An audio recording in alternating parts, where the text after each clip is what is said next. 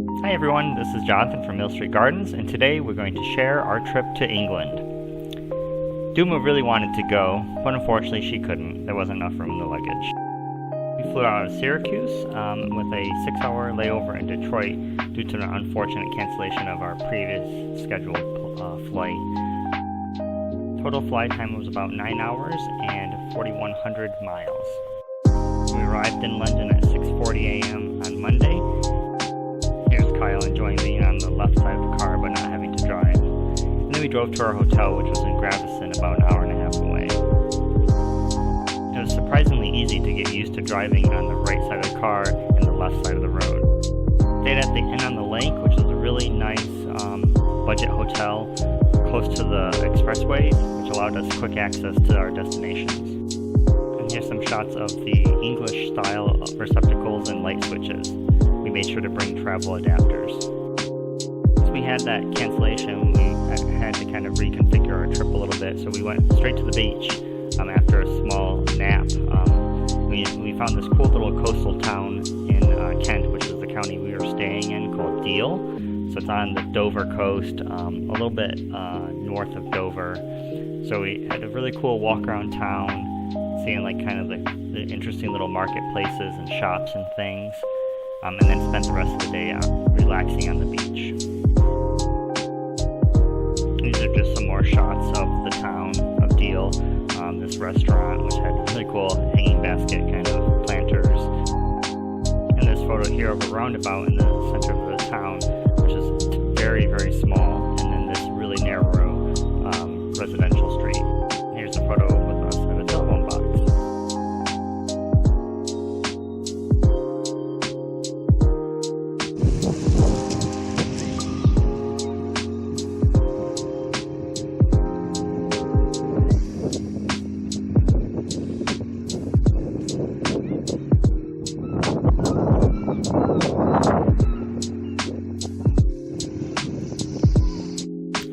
A little walk on the pier in Deal, which had a lot of cool little fishing spots with some local fish information plaques. And then there was a restaurant kind of pavilion area at the end, which unfortunately was closed the day that we went there. And the pier gave us a nice view of the beach and of the town of Deal. Kyle accidentally brought his work shoes, so we took a little trip to TK Maxx. For the second day, we drove to Saffron Walden to the Audley End house and garden. As a lot of the places we visited were pretty remote, it's a pro tip to bring your passes with you printed or downloaded to your phone so you don't have to try to rely on cell service. Audley End house is a late 17th century Jacobean mansion. We first found out about this through the YouTube channel English Heritage puts on, called The Victorian Way. There's no photography allowed inside the house, so you'll see all of our shots and videos are outside, but the staff inside are very, very knowledgeable and provide a lot of details about the house, its history, and some very interesting stories, such as the house was built with 2 wings, the King's Wing and the Queen's Wing, in hopes that King Charles and Queen Charlotte would visit. Unfortunately, this never happened, so these wings were never used for their official purposes. But there's lots of interesting history here at the house that the staff and the website provides, so we won't go into too many details there, just showing you some really cool shots of the house and gardens. This is the rear of the house, and back here there was some sort of construction going on for like an arts festival or shows or something, not entirely sure, but there's a bunch of activity in the back of the house with this stage being constructed.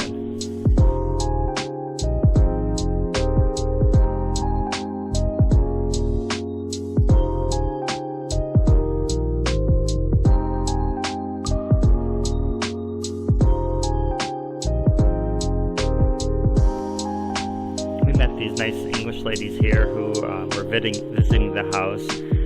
We took their photo, and they also took our photo.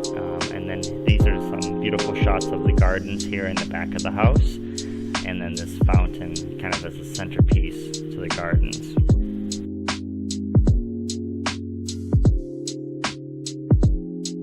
here's the photos that the ladies took of us after we took their photo. And some still shots of the gardens in the back. Most of these beds were perennials and plants that we would consider annuals but are considered perennials in England. And then we took a trip to the back of the house where the kitchen gardens were. So these were gardens that were traditionally used to provide food for the house, the servants and the family that lived there. And they were massive, so it's just amazing how much food production this house would have had. Greenhouses and then actual beds. This was the orchard portion of the garden, so lots of espaliered fruit trees and some other types of fruit like strawberries and vining crops, blackberries, raspberries, things like that.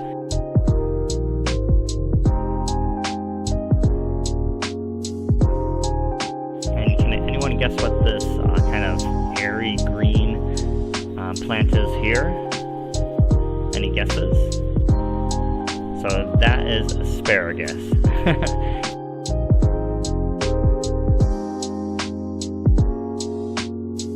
And of course there's a really cool greenhouse on site which allowed the house to produce produce for the family and the servants throughout the colder months, basically extending the growing season.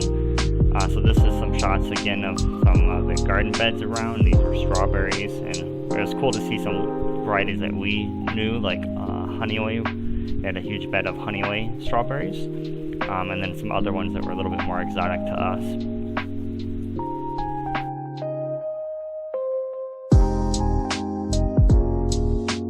Some Victorian-era cloches with extenders, and then some more photos of us just walking around and enjoying the light English rain.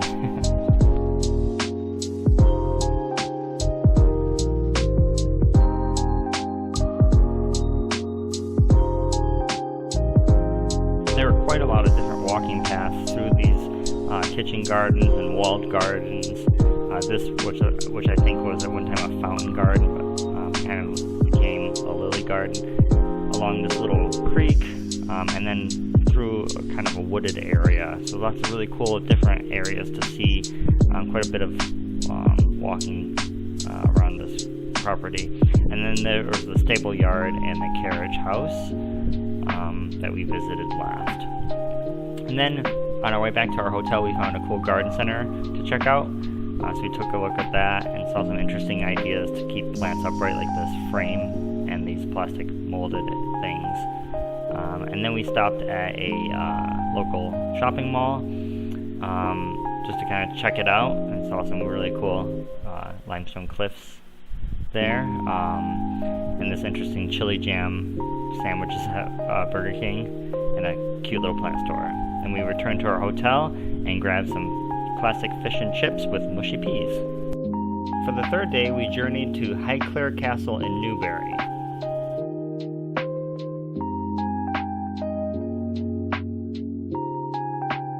You may recognize this house as Downton Abbey, as it was the location where the television show and movies were filmed. I have to admit, driving down the road leading up to the house was very, very exciting. And as we turned around this corner and I could see the tower, I was so excited. The theme song for Downton Abbey started playing in my head. I won't play it here as to avoid copyright strike.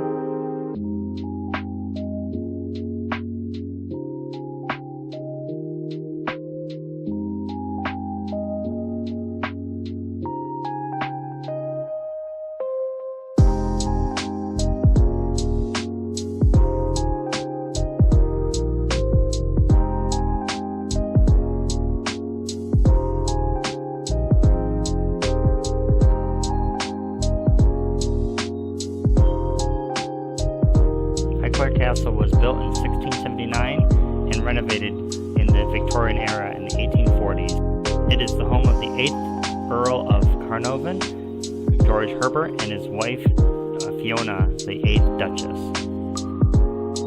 And here we are in front of the castle.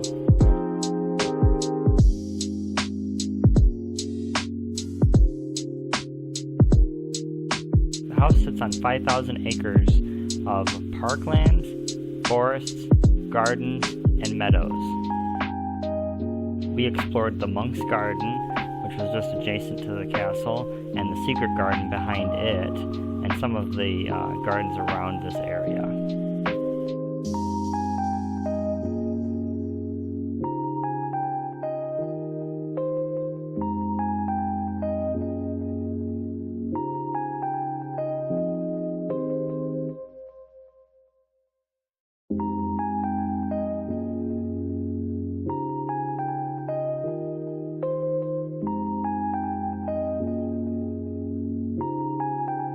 The borders in the secret garden were particularly beautiful and will provide a lot of inspiration for our own garden here at the nursery.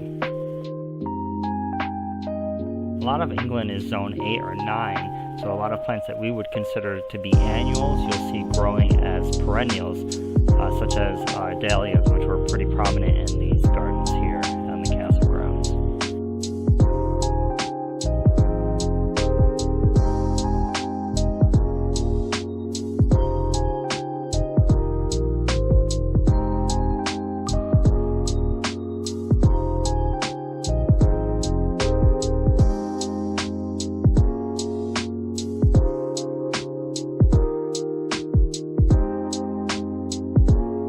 Beyond the secret garden, there was a gate which led to a meadow where you could walk back up to the castle.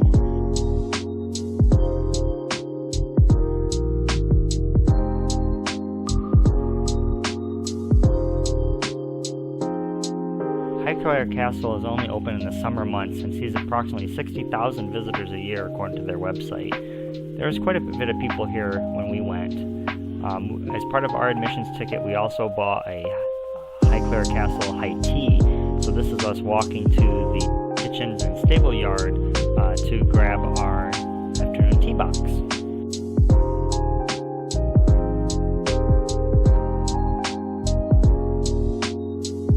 The kitchens and stables were also very grand. The tea box includes 4 sandwiches: salmon, brigit, church cheddar and red onion, coronation chicken, and egg and mustard cress, and then a variety of sweets, baked mini scones, dark chocolate mousse, baked carrot and ginger cake, and a mini Victoria sponge.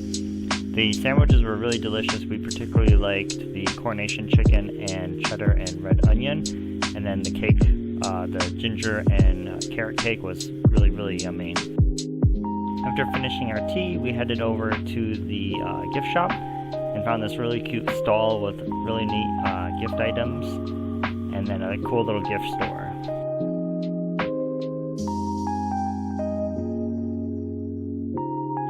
As we left Highclere Castle, we found some really cool shots of some of the parklands and this folly or temple.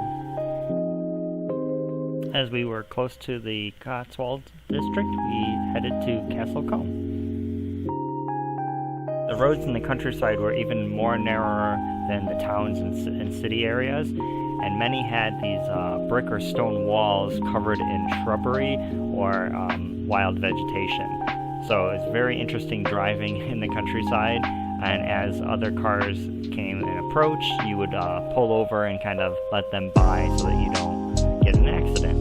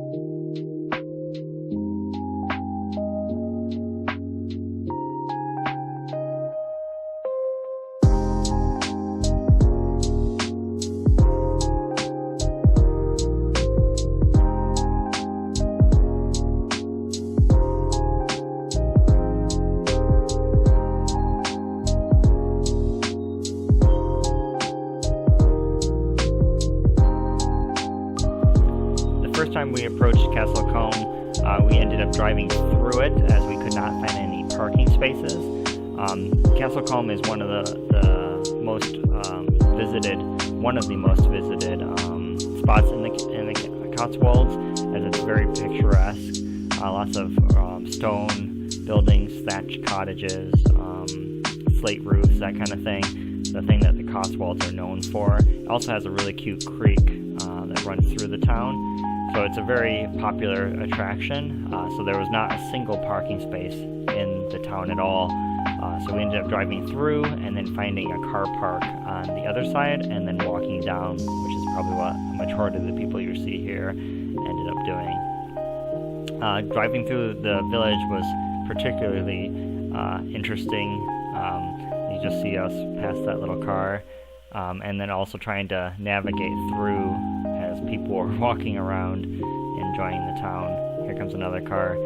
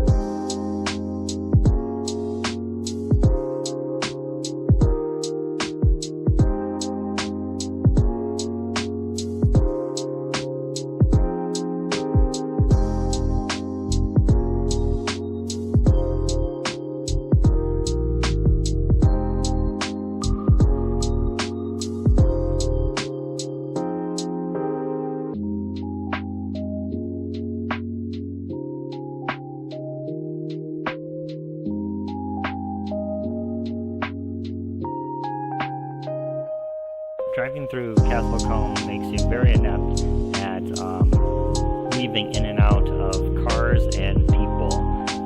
So now we started heading out of Castle Combe to head to the city of Chippenham, which is just a very short drive away from Castle Combe.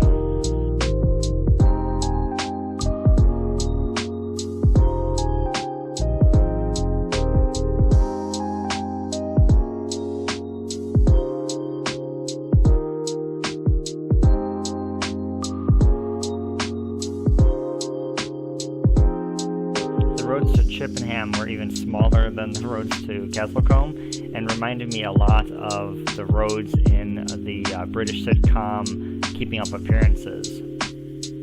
Chippenham was a really cool city.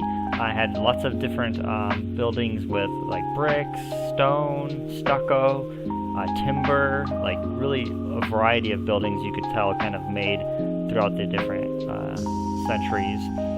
This was a really cool red brick building. Cool town square area, some really interesting churches, and a variety of shops all around the city. And then we found this really cool timber barn that still had its stucco from, whoever knows, hundreds of years.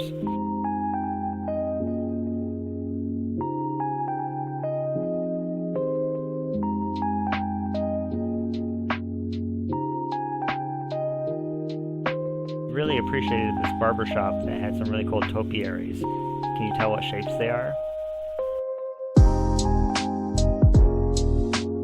Day 4 would mark our first day in London, where we focused on Kew Gardens and some sights around the city. We drove to a rail station in Brixley and then took a train into the city and then a tube down to Kensington. Here we are just walking around the city of London, noticed some cool sights, some speed signs, and then some bicycle lanes. And then we arrived to Kew Gardens. Kew Gardens is a massive botanical gardens in the city of London. It features a variety of different tree areas. So here we are walking along one of those. And then a variety of formal gardens and humongous greenhouses. Kew Garden features a variety of greenhouses dating back to the 19th century, the largest one being the Temperate House, which is the one we're walking to here.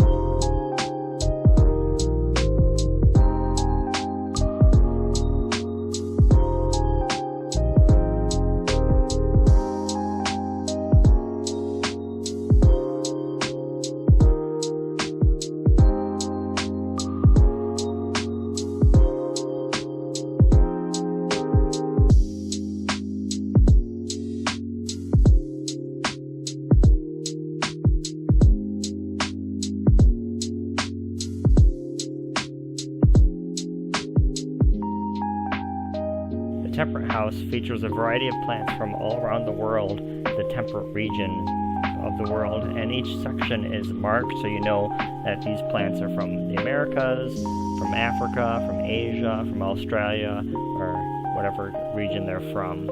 It's really informational and pretty cool to see these different plants, kind of what I would imagine they looked like in the wild in their native habitats.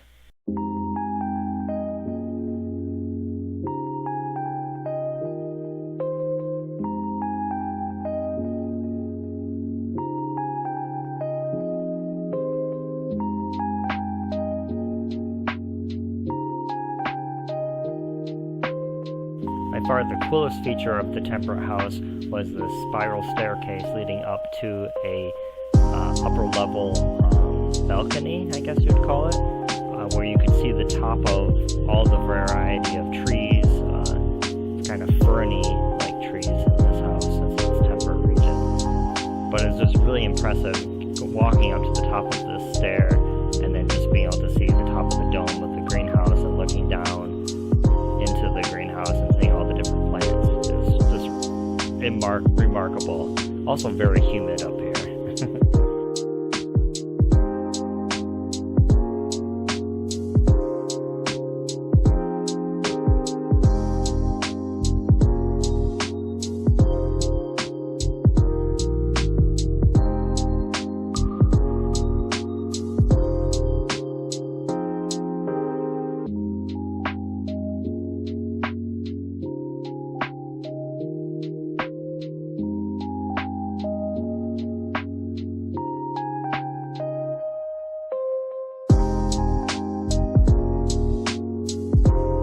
House really is a marvel of Victorian engineering. Mass-produced wrought iron panels, mass-produced glass, just a magnificent representation of Victorian engineering.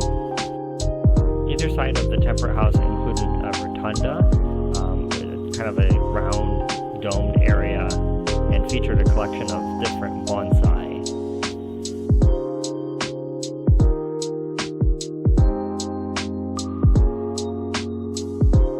A little north of the Temperate House is the Treetop Walk. This is a really cool area where you can walk around literally in the treetops on this platform, basically on stilts. And there was an elevator up for people that had more mobility issues, and then also a staircase. But you can get nice views of the treetops around Kew Gardens.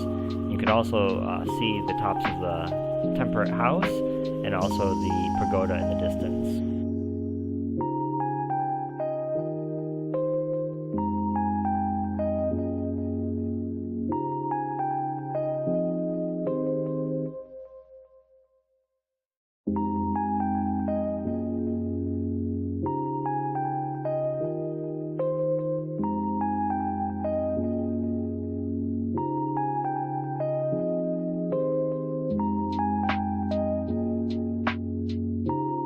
Here is the Temperate House that we had just visited.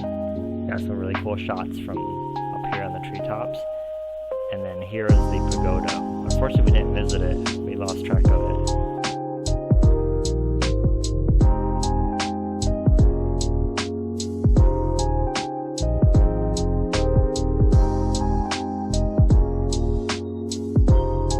Next, we walked over to the Palm House, which featured a rose garden to the pretty much spent. So you can see there was quite a huge collection of different varieties of roses around here. Some were still really pretty, but most of rose season has been over at this point.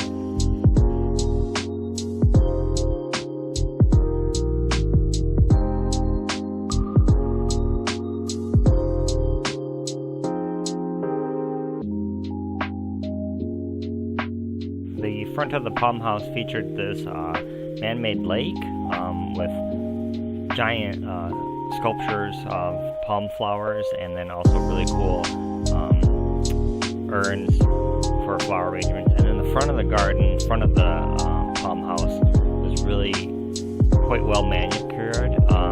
The beds were trenched down, edged nicely, and had lots of really cool annuals in them.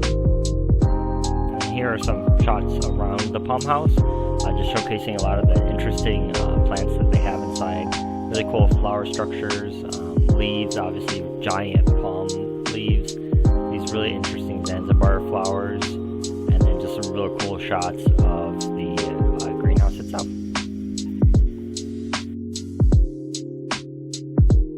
We were walking over to the next area, and I didn't notice this child running in the background, which looks a little eerie, like a ghost. But we're heading to some themed bed areas. The first one's going to be a grass bed, which is really cool. I'd never seen a flower bed exclusively of grasses. So here's a statue inside there, and then here's Kyle just enjoying the different grasses and reeds that were around this area here.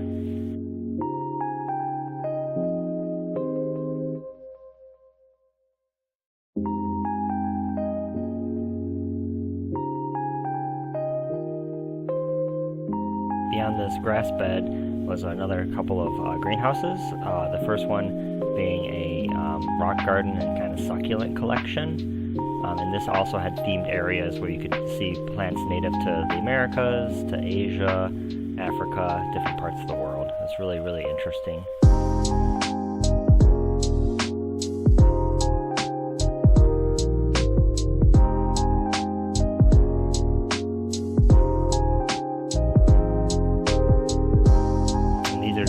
Shots of different garden beds in this area.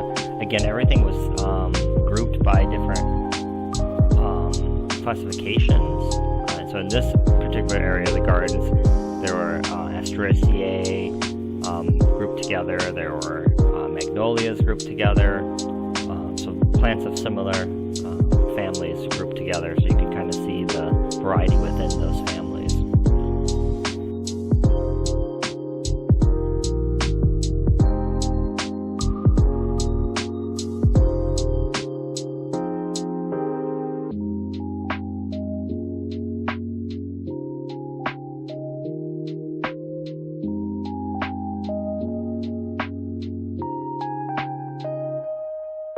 And then from there we walked to the orangery, which was originally designed to house citrus. It's now a restaurant area. So this walking path here was lined with perennial beds, and they mirrored on each side, and had these really cool topiaries in forms of pyramids.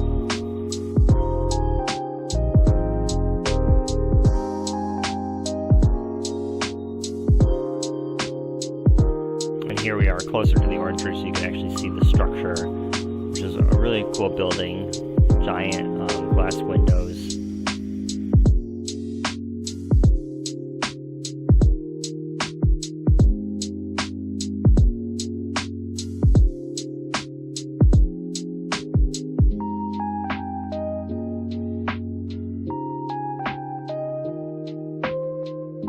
And then Kyle found what has to be probably his favorite plant on this trip, which is a giant rhubarb or gunnera.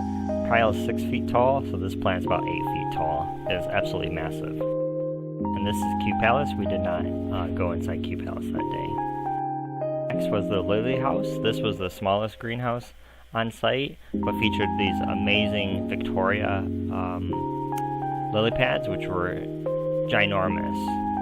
And the person there talking to people explained that it takes 2 weeks for one of these leaves to open up. Next item we had planned for this day was a Thames River tour. So we head over to the Westminster Pier and took the Westminster train and found Big Ben in the Houses of Parliament.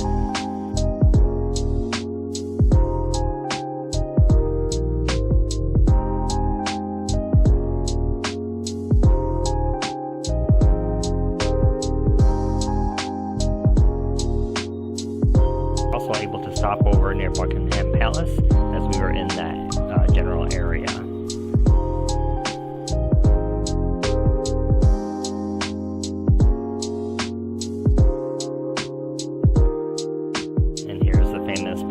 Guards, the Royal Guards, and Kyle was able to catch a little bit of action of them kind of checking the area and patrolling.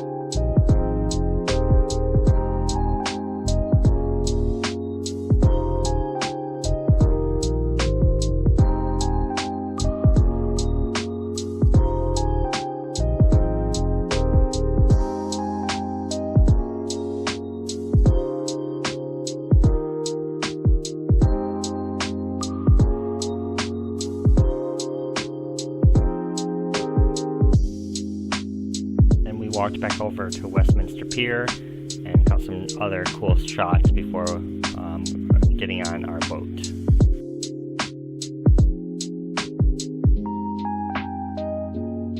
The Thames River Tour dinner that we booked was really cool on this interesting boat with big giant glass windows and a really nice 4-course meal.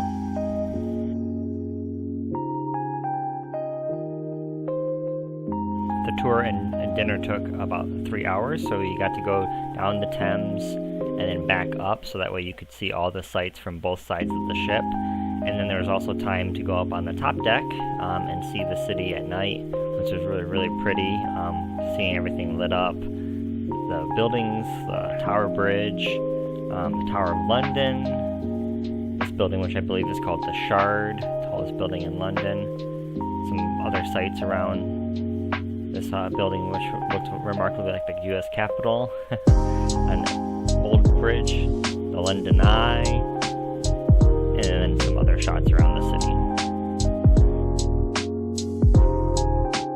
For our 5th and final day, we had a tea tour planned and a trip to Kensington Palace.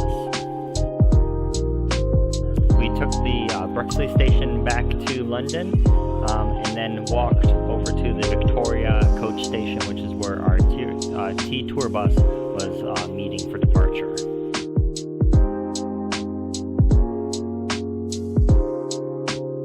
This afternoon tea tour bus is put on by Brigit's Bakery, and it's a really cute bakery in London. The bakery uses these vintage double-decker buses to house their tours.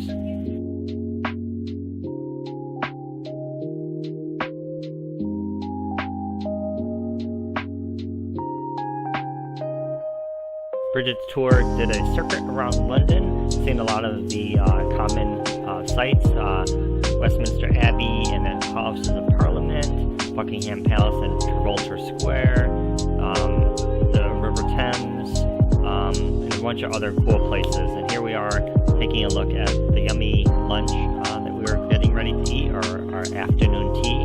That included a variety of sandwiches, savories, and sweets.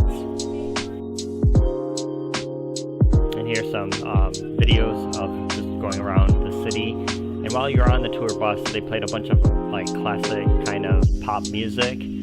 So we got to hear a variety of pop music while we were on the bus, which was really, really fun.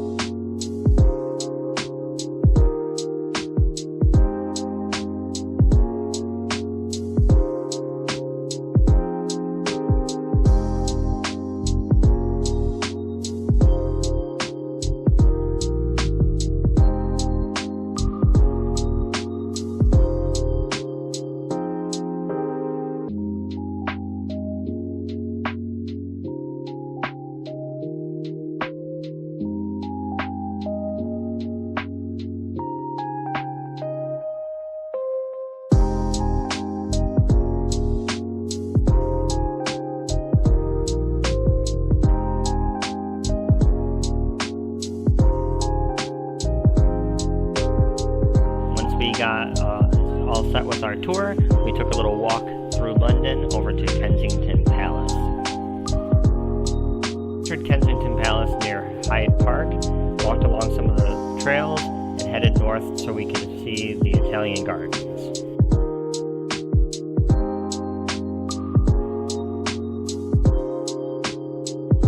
The Italian Gardens are a beautiful series of fountains and ponds.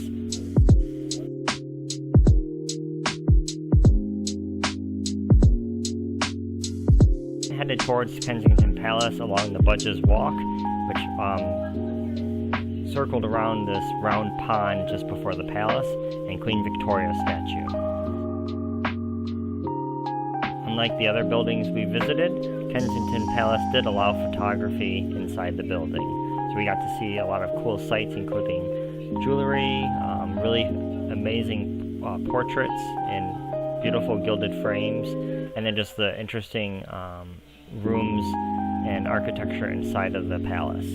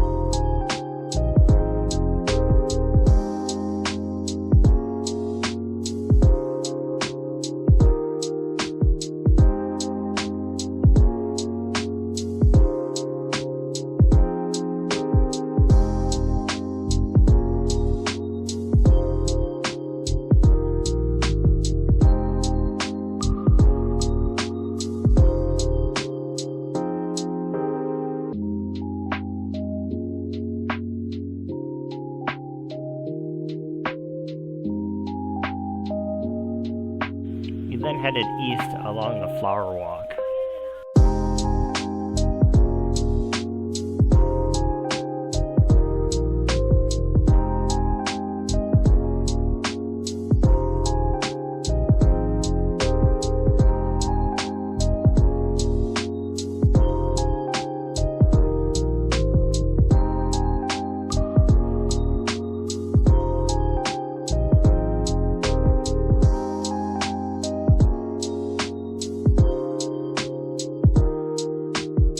Halfway down the Flower Walk, we found Prince Albert Memorial and the Royal Albert Hall.